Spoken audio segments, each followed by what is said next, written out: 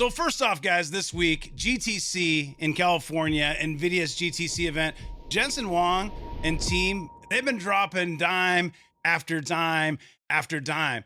And you're looking at the stock and it's not moving. And then Micron, last night, earnings, an absolute bombshell. I mean, you're talking about 169% year-over-year change. Just completely blew the numbers out of the water. Guidance, also insane numbers, just jaw-dropping numbers. Yet the stock was down as much as 7% today, down now about 3.84%. So what exactly is going on with the market? If you're in a private community, you have a good idea because I do live streams 3 times a week and I've been telling you what's going on. But when you have oil prices here just under $100 a barrel, that does matter. When you have macroeconomic data that shows inflation's creeping up, that unemployment is rising, that our national debt is ballooning, that will indeed put pressure on stocks. And if you want to be completely honest, the S&P 500 here at 6588, topped out around 7,000, it's holding up pretty well. It's being pretty resilient. You got the VIX hovering around 25, so slightly elevated. And then you got your fear and greed index. This goes from 0 to 100. Right now, extreme fear, 16. A year ago today, 21, extreme fear.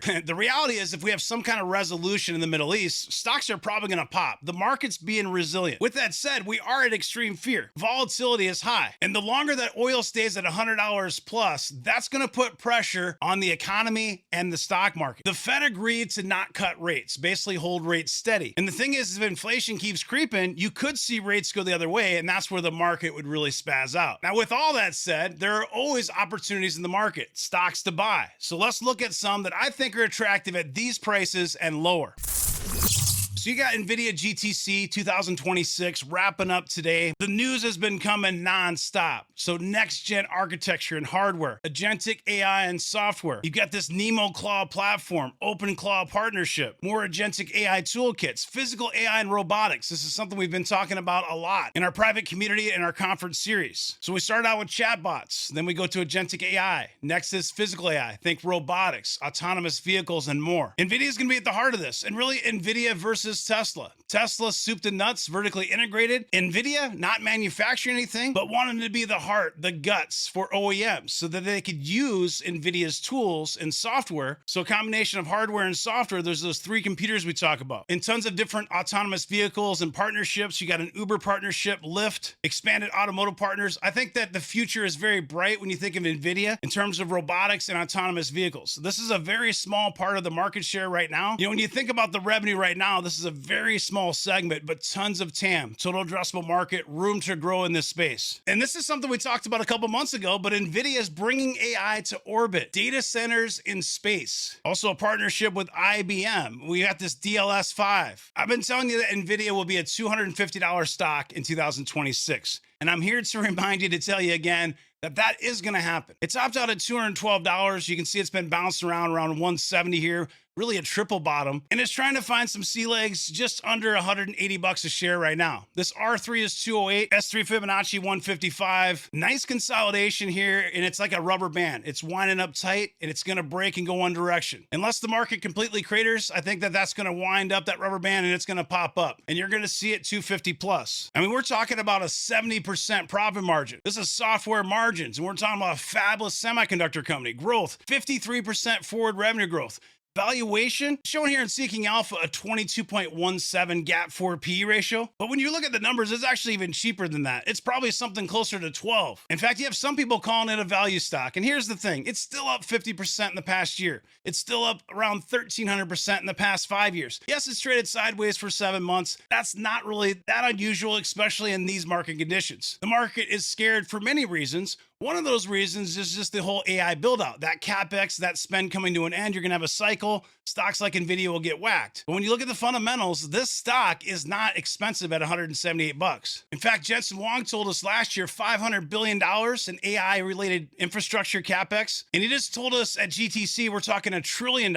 So yes, Nvidia is a $4.38 trillion market cap, but it's going to be a $5 trillion market cap. And it's probably going to be the first $10 trillion market cap as well. Of course, you never buy a stock just off of analyst price targets, but important to note, 41 ratings, 40 are a buy, 1 hold, 0 sell. The highest price target on the street, $380 a share. The lowest, $220. It's traded at $178. The average is $274. That's a 53% upside from here. So yes, Nvidia could go lower, but it's going to be a $250 stock this year. The only way that's not going to happen if the whole market crumbles, of course, everything's going to go lower.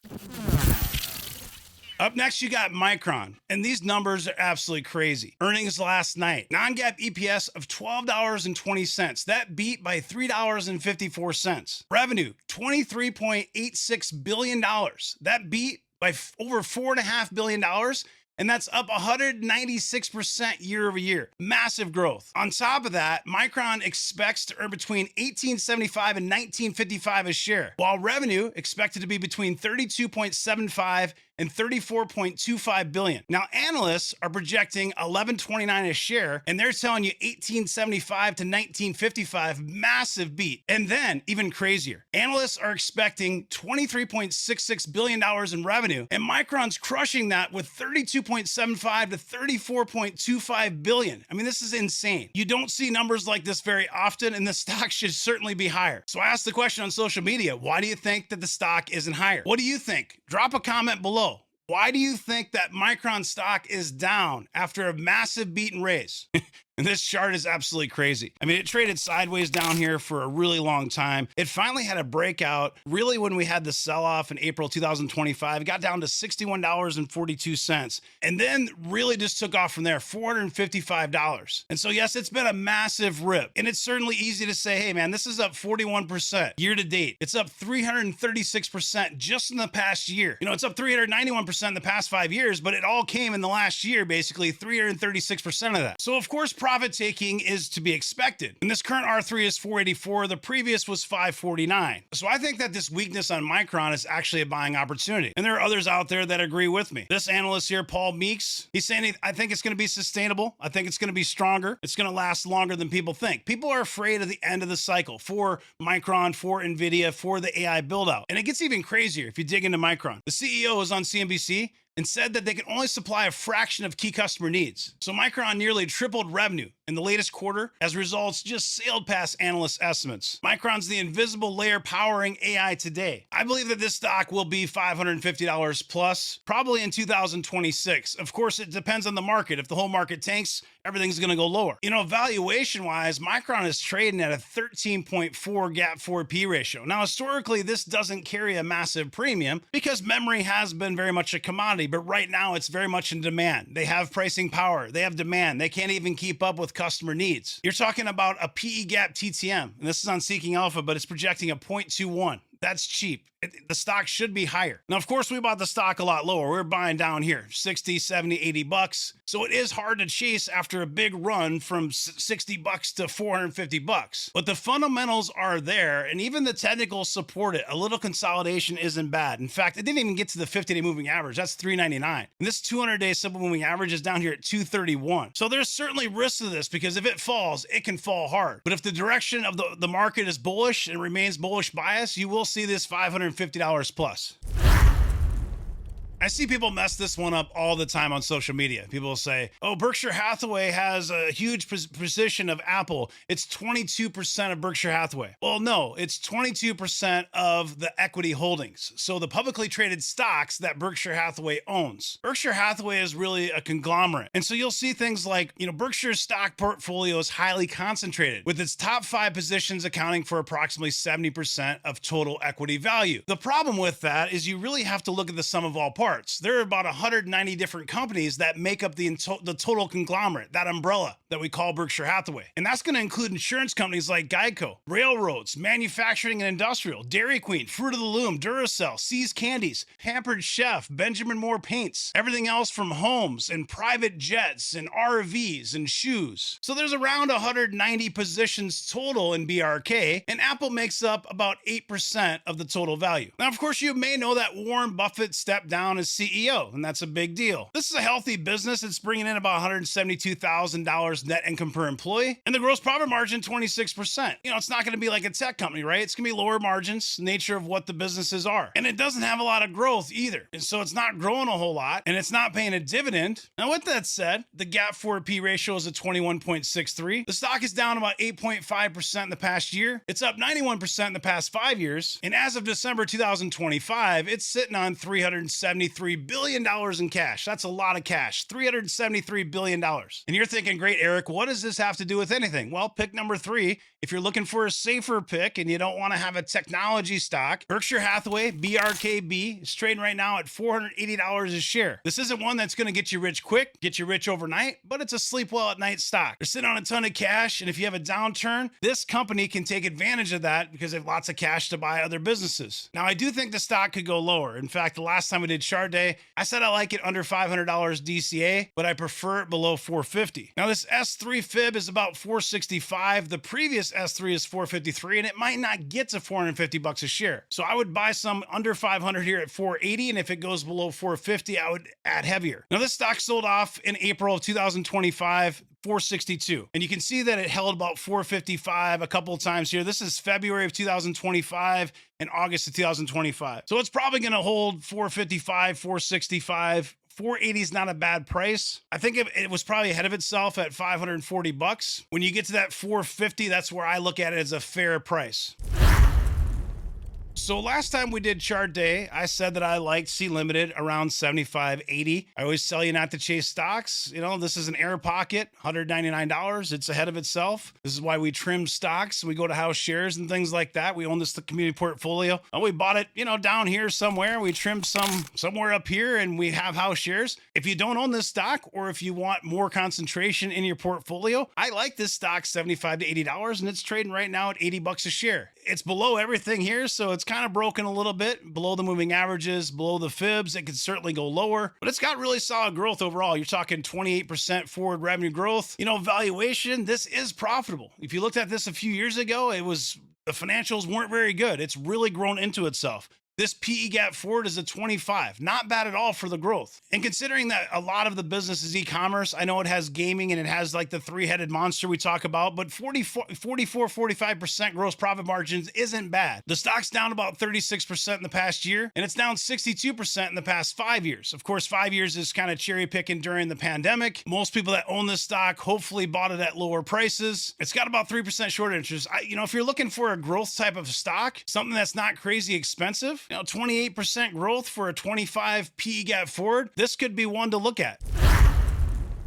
While we're on the topic of e-commerce, this is another one I really like, MercadoLibre. And 1650 or under is generally an area I want to buy. Now, this is going to be a little bit more expensive at 30 for the gap forward PE ratio. The growth is about the same, maybe a little higher than C Limited, 31%. Profitability is a little higher too. Remember, this is also fintech, so fintech and e-commerce, but very healthy overall. A+ profitability grade here on Seeking Alpha. Now, it is down about 20% in the past year, and it's only up about 15% in the past 5 years. I think it gets attractive 1650 or less. Right now, it's hovering around this S1 fib. The S2 is 1537. S3, about 1334. Of course, the lower, the better. I really like this stock, $1,200, and you could see something like that, but more than likely it's going to hold up around 1,500 unless the whole market fails. This was an air pocket. It was probably ahead of itself here at $2,600. You can see the trend here. It's below trend. This is generally where I like to buy stocks. I like to trim them up here. I like to add to my shares, right? To my portfolio, to my position when it's down, when it's under trend. I like to see when the stocks are high, okay? And I like to see when they're low. That's the big thing. Interesting. And sometimes they're really high. Sometimes they're very high, the stocks. And you go very high. That's when you high. want. Yeah. That's when you want to sell, when they're very high. Woo. You buy them when they're down very low. Yeah. I mean, I have graphs. I have some graphs I can show you. If you pay attention to these patterns here, you can see on the graphs. I made these on my computer. Wow. And the thing about MercadoLibre, guys, in a market cap here is 84.27 billion. So you're talking about less than $85 billion market cap. And the TAM on this, it's, just doing a quick search here on Gemini, it's showing you $1 trillion, but you can see some of the numbers out there are $2 and $3 trillion. Not just the e-commerce part, but when you think of Latin America, there are a lot of unbanked or underbanked citizens. And so that fintech expansion is going to be huge for MercadoLibre over time. MELI operates in 18 countries, targeting a population of 655 million people. We just had a conversation about this in our Discord, and we've got a member that is an American who lives in Brazil. And he's saying that most Brazilians that he knows prefer Amazon over MercadoLibre. So it is important that MercadoLibre is competing against Amazon in some of these countries. Now, when you look at Mexico specifically, MercadoLibre has done a much better job at expanding out the logistics than Amazon has. And overall, MercadoLibre dominates Latin America e-commerce regionally, 25 to 30% share. If you look at the specific countries, we've got 20 countries. Brazil's, MELI is about 30 to 35%. Amazon's 10 to 20%, trying to expand aggressively. Mexico, MELI is actually 25 to 30%, and Amazon is higher. But this number has grown very fast. So MercadoLibre is catching up very quickly to Amazon just in the last couple of years. Argentina, MELI dominates 60 to 70%. Not much Amazon there. Chile, 30 to 40%. Amazon low. Colombia, 50 to 65%, and so on. Some people joke around, they say MercadoLibre, it's the Amazon of Latin America. The thing about that, though, is Amazon has Amazon Web Services, and MercadoLibre, of course, does it. Now, it is bigger in fintech, so it's a fintech and e-commerce player. But what's interesting is part of MercadoLibre's business actually runs on Amazon Web Services. So, of course, I own Amazon, have for years, but I really like the total addressable market and the opportunity for growth from $85 billion to maybe $1 trillion company over time. So could MercadoLibre be at 10x over the next decade? I think it's very possible. Some more ideas for you to explore. This is my X account at Fired Up Wealth. And I asked the question, name a company people laugh at today that could be enormous in 10 years. And you're gonna get all kinds of responses here. Of course, these are not recommendations by me. I'm just giving you some different stock ideas from the X community. Do your own research, make your own decisions. You can see Oklo, you can see Hood, Robinhood, BOBS, you have IBM, Tesla, HIMS, and I asked the question why. Let's see what he says here. They're building a vertically integrated healthcare platform that disrupts the traditional healthcare system, which is horrible. I don't know if I agree with that. There certainly is a lot of excitement on the internet about HIMS. The thing about it for me is I used Amazon and basically did the same thing HIMS did, but it's already part of my Prime subscription. Some people will say, hey, the customer service is important to some people. I don't personally get it, but maybe it's just because I'm older than you are or something, right? And that's totally fine. Maybe I'm not the demographic for HIMS, but I personally don't have any prescriptions. So it could be different too. If you have a bunch of prescriptions, I don't really know. These two are very risky. So JOBY, ACHR, could be huge someday, very much 10x or 0 type spec plays. Generally the one that no one's looking at, which is Amazon. Well, the question was, what are you laughing at can be enormous in 10 years? I mean, it's already enormous. I like Amazon. It's one of my top 10 high conviction stocks for the next 10 years. Whichever one Twitter is currently calling dead. Well, which one is that? Brainship Holdings. That sounds like a meme stock. Don't know. Duolingo, HIMS, MSTR. Another Duolingo, Dua Lipa, and HIMS. Another MSTR. You got insurance companies, Progressive, Hub, Chubb, Hartford. I think I'm sleeping on Celsius. We got Tesla, CRPT, another HIMS, another MSTR. You're seeing a lot of these names that are going to be more of your social media meme type stocks, and even like Upstart on here. Any hyperscaler, I definitely think they will be bigger in 10 years. Nvidia, HIMS again, IONQ, Robinhood again. We got Zeta. You see that one quite a bit on X. Another HIMS, another Duolingo. You're seeing a pattern there. CRCL, BRBR. We've got Roblox and SoFi. We got Uber. We got ServiceNow. Oscar Health's another one you see quite a bit on X. Symbotic, SYM. You got Poet. This is one that several members in the community, Discord, do own this as spec. I don't own it personally, but I definitely see the upside potential. HYLN, IONQ, Grab, CRDO. We got JOBY still on radar. Never was on my radar. Zeta, ADUR, Nvidia, INBS, and VELO. Drop me a comment. Do you guys own any of these stocks? Do you agree with any of these names? Are there some stocks that we're missing here? Drop a comment below and let us know. Thanks for watching, guys. Have a great day. We'll see you.